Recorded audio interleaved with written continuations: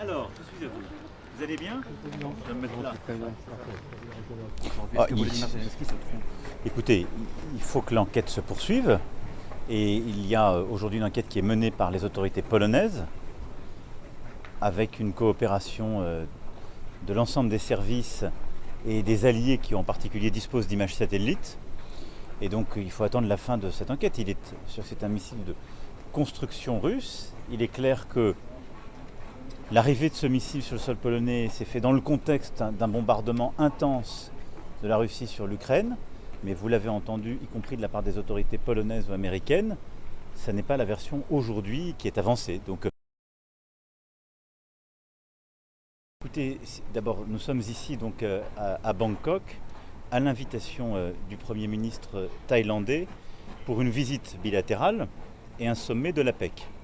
Et c'est la première fois qu'un dirigeant européen est invité à l'APEC depuis que justement cette instance a été créée. Et je crois que c'est aussi le témoignage d'une convergence de vues entre l'objet même, si je puis dire, la raison d'être de l'APEC, la vision qu'a la Thaïlande de la géopolitique régionale et la vision que la France a poussée dès 2018 par une stratégie indo-pacifique. Le président Xi Jinping sera là tout à l'heure. C'est l'idée de gérer des équilibres sans confrontation.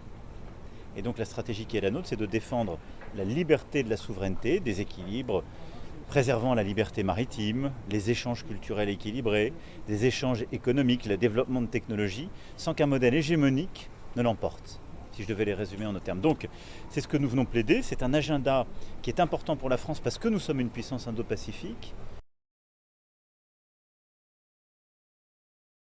Du tout, je pense qu'il ne faut pas politiser le sport. Et la vocation, d'abord ces questions-là, il faut se les poser quand on attribue les événements. C'est quand on attribue des jeux, qu'ils soient des Coupes du Monde ou des Jeux Olympiques, qu'il faut en toute honnêteté se poser la question. Et que la question soit climatique ou qu'elle soit des droits de l'homme, il ne faut pas se les poser à chaque fois que l'événement est là.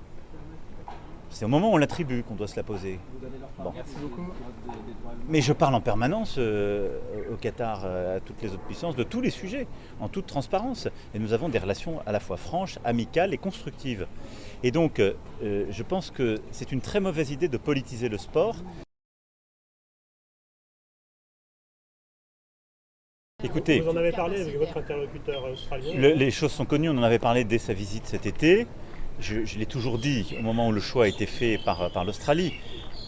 La stratégie que nous avions avec l'Australie était une stratégie qui s'inscrit complètement dans cette logique indo-pacifique que j'évoquais, c'est-à-dire celle d'une liberté de la souveraineté. Nous aidions et nous accompagnions l'Australie à construire une sous-marinade en propre, par une coopération industrielle.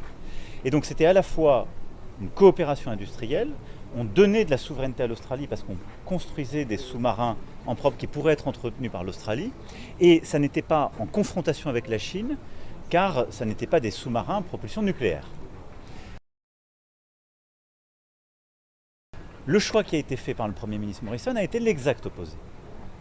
Rentrer dans la confrontation en allant vers le nucléaire et se mettre dans la dépendance complète en décidant de se doter d'une sous-marinade que les Australiens étaient incapables de produire chez eux et d'entretenir.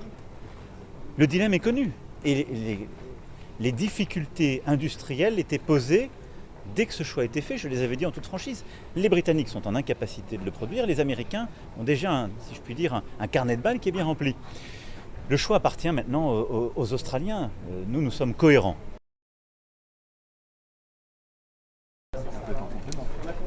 Je pense que quand même il y a un choix fondamental qui est de savoir s'ils produisent ou pas des sous-marins chez eux ou s'ils dépendent. Ça c'est un premier choix. Il y a un deuxième qui est s'ils décident d'aller vers le nucléaire ou pas. Nous on sait faire la transition de l'un à l'autre, c'est l'histoire même de notre sous-marinade. Mais notre stratégie était de produire avec eux, pour eux. Merci. Je t'en prie.